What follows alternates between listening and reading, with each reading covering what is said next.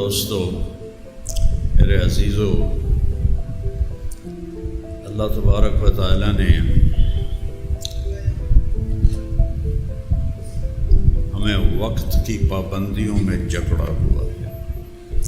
هو الذی جعل الشمس ضیاء والقمر نورا وقدرہ منازل لتعلموا عدد السنین والحساب وکل شیء فصلناہ تفصیلا۔ اللہ تبارک و تعالیٰ فرماتے ہیں کہ میں نے سورج اور چاند کو بنایا اور چاند کی منزلیں طے کی تاکہ تم سال اور مہینوں کا حساب لگا سکو اور اوقات کو تقسیم کر سکو۔ تو ہر زمانے میں وقت کے لیے ایک حساب بنتا رہا۔ حضرت عیسیٰ علیہ السلام سے پہلے رومن کیلنڈر ہوتا تھا جو 21 مارچ سے شروع ہوتا تھا، نیا سال 21 مارچ سے۔ تو اس کے بعد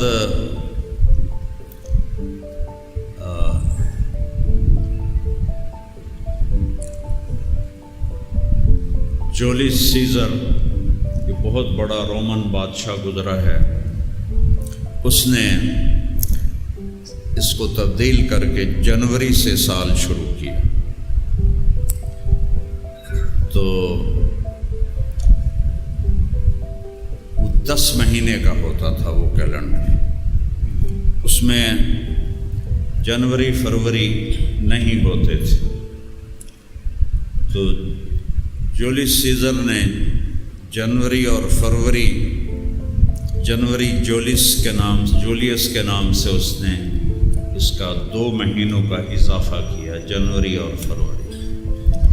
پھر حضرت عیسیٰ علیہ السلام کی پیدائش کے کچھ سال بعد جب عیسائی مذہب بادشاہوں میں پھیل گیا تو انہوں نے وہ رومن جو ہند صحارا تھا وہ مٹا کر حضرت عیسیٰ علیہ السلام کی پیدائش سے اس کو شروع کیا۔ یہ سوائے ہمارے نبی کے کسی کی پیدائش کی تحقیق کوئی نہیں، اندازہ ہے۔ تو اس کے مطابق انہوں نے عیسوی کا سال شروع کیا۔ جب مسلمانوں کو اللہ نے عزت دی، حکومت بن گئی، عمر رضی اللہ عنہ کے دور میں خلافت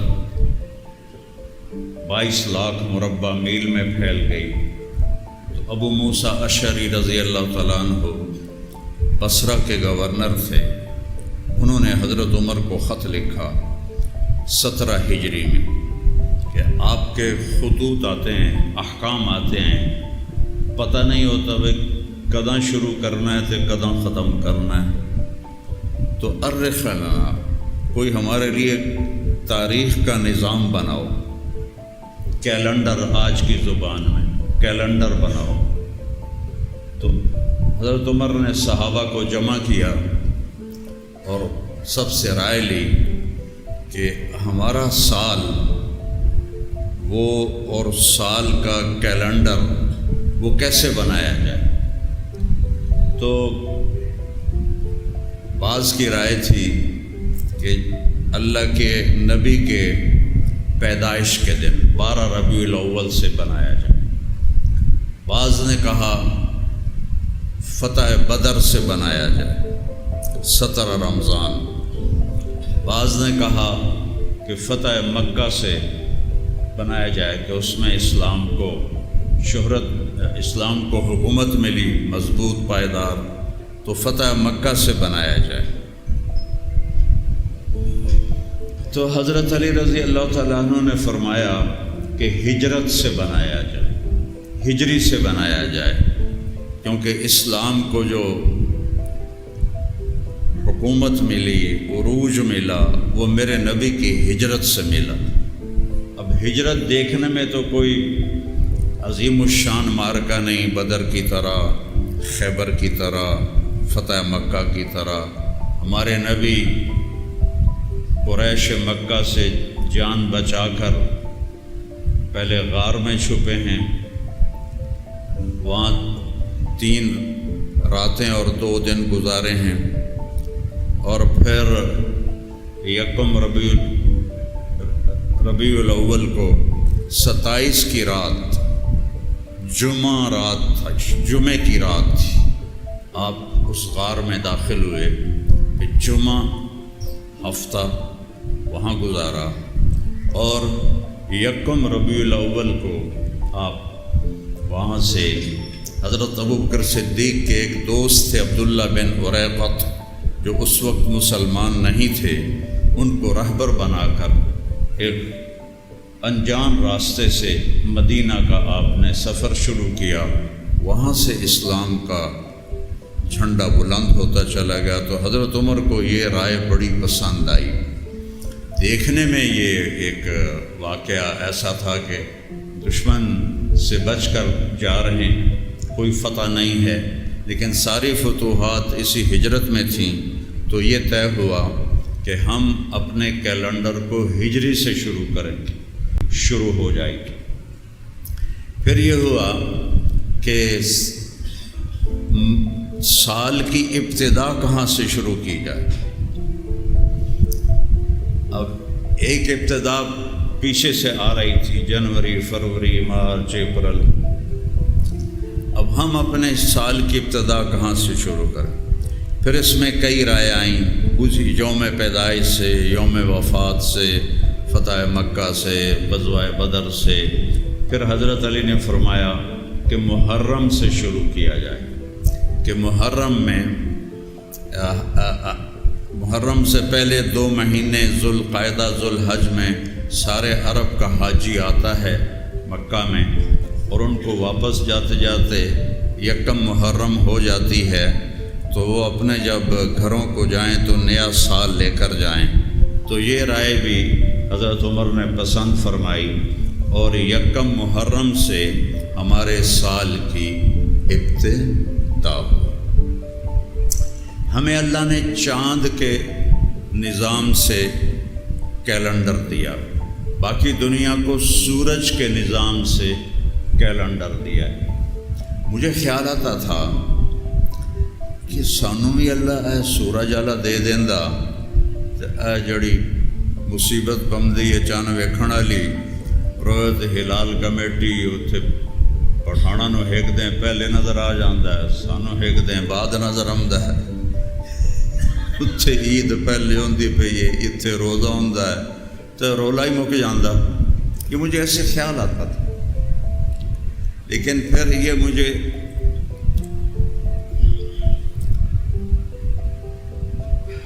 امام شافعی کا فرمان ہے، سافر تجد عوضا عمن تفارقه وانصب فإن لذیذ العیش فی النصب۔ سفر کرو، سفر میں بڑا علم چھپا ہوا ہے۔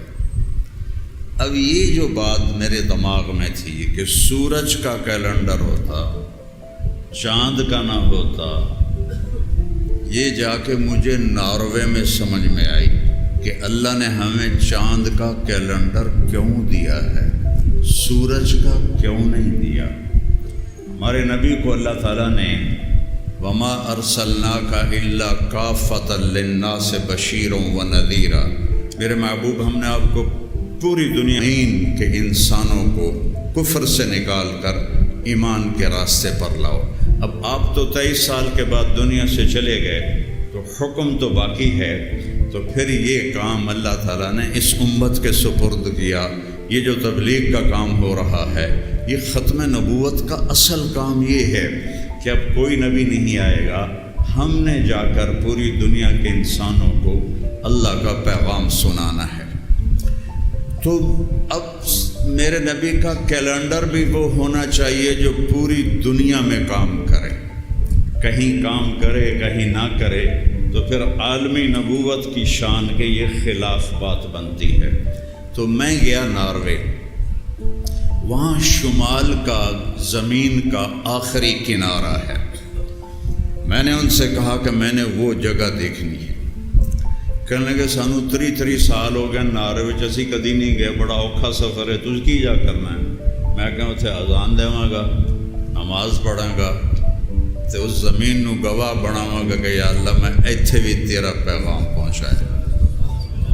وہ جو مشکل سفر ہے بڑا، میں ساری زندگی مشکل سفر کیتے ہیں، ایک ہی گل میں جاؤنا ہے۔ خیر ہم 3 گھنٹے جہاز کا سفر تھا، آلٹا ایک شہر ہے آخری ناروے، وہاں ماشاءاللہ 3000 مسلمان تھے، صومالیہ سے جو ہجرت کر کے آئے وہ وہاں آباد تھے اور تبلیغ کا کام وہ وہاں کر رہے تھے۔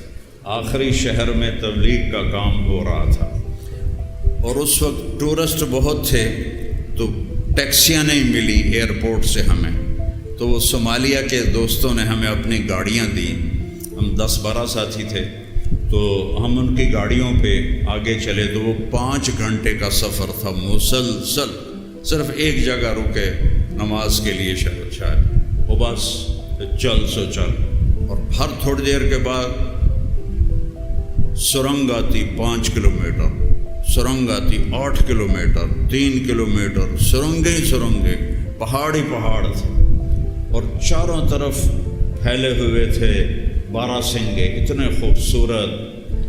وہ باراسنگے سے بڑے تھے، ان کو رینڈیئر کہتے ہیں، اتنا بڑا ان کا قد، نیل گائے کے برابر ان کا قد، اور سینگ ان کے بڑے خوبصورت، اور وہ ایسے پھر رہے تھے جیسے ہمارے یہاں بکریوں کے ریوڑ پھرتے ہیں، وہ بڑے ہی خوبصورت نظر آتے تھے۔ ان کو شکار کرنا منع تھا، اس لیے وہاں وہ بہت زیادہ تھے۔ تو اس کے بعد آخری گاؤں آتا ہے جو مچھلی پکڑنے والوں کا ہے، ماہی گیر، تو وہاں پہنچے تو وہاں 10 مسلمان تھے جو صومالیہ کے تھے، اور جس مسلمان نے ہمارا استقبال کیا وہ آلٹا والوں نے ان کو فون کر دیا تھا، اس کے بھی 10 دن تبلیغ میں لگے ہوئے تھے۔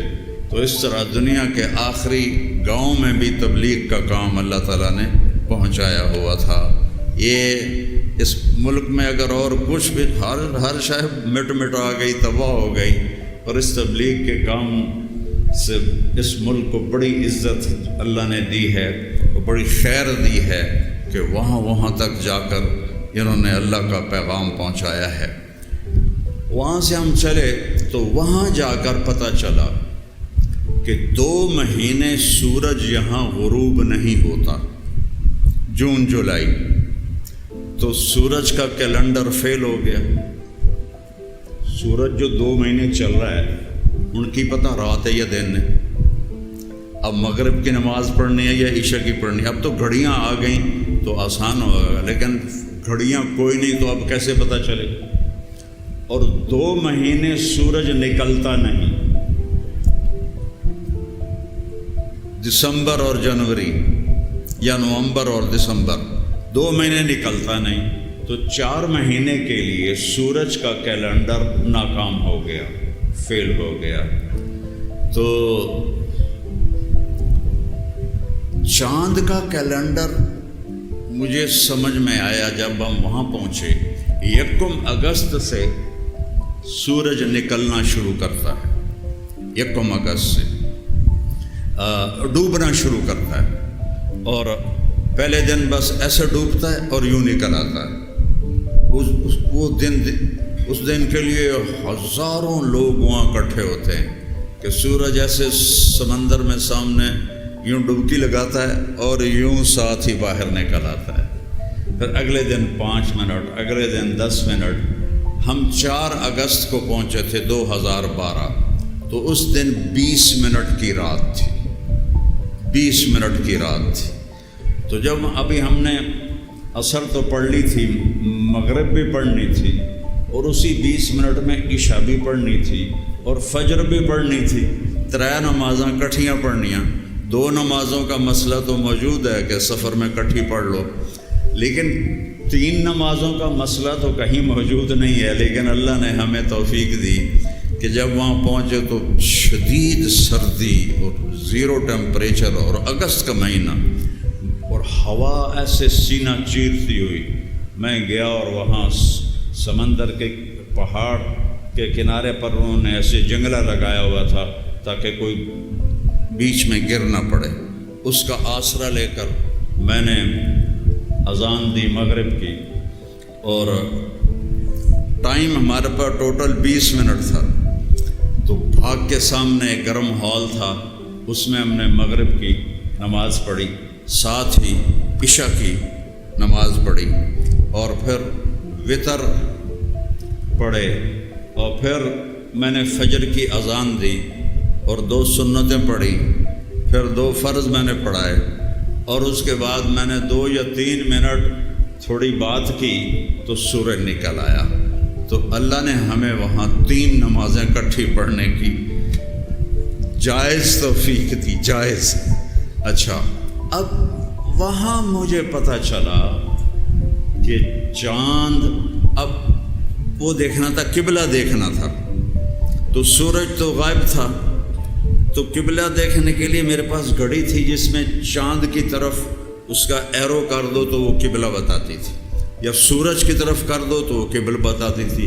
میں کہا اتنے سورج تو ہے نہیں، تو چاند کتوں ہونا ہے؟ تو میں نے ایسے آسمان پہ نگاہ دوڑائی تو چاند چمک رہا تھا، تو میں نے چاند کی طرف وہ جو تیر کا نشان ہے اس کی طرف کیا، تو اس نے مجھے قبلے کا رخ بتایا۔ وہاں مجھے پتہ چلا کہ میرے نبی کو چاند کا کیلنڈر کیوں ملا ہے، کہ یہ کہیں فیل نہیں ہوتا۔ چاند ہر جگہ نکلتا بھی ہے، گھٹتا بھی ہے، بڑھتا بھی ہے، ڈوبتا بھی ہے، چمکتا بھی ہے۔ سورج 2 مہینے کچھ پتہ نہیں، رات ہی رات، رات ہی رات، 2 مہینے دن کچھ پتہ نہیں، دن ہی دن، دن ہی دن۔ تو جنوری فروری کا کیلنڈر فیل ہو گیا، لیکن میرے نبی کو جو اللہ نے کیلنڈر دیا، محرم، صفر، ربیع الاول، ربیع الثانی، جمادی الاولی، جمادی الثانی، رجب، شعبان، رمضان، شوال، ذوالقعدہ، ذوالحج، جو اللہ نے ہمارے نبی کو کیلنڈر دیا، وہ پوری دنیا میں چلتا ہے، ساری دنیا کے آخری کنارے تک چلتا ہے۔ یہ میرے نبی کی رحمت للعالمین ہے، اور پورے عالم کی نبوت کا ایک ثبوت یہ بھی ہے کہ آپ کا کیلنڈر پورے عالم کے لیے کامیاب ہے، اور سورج کا کیلنڈر وہاں رہنے والوں کے لیے 4 مہینے کے لیے فیل ہو جاتا ہے۔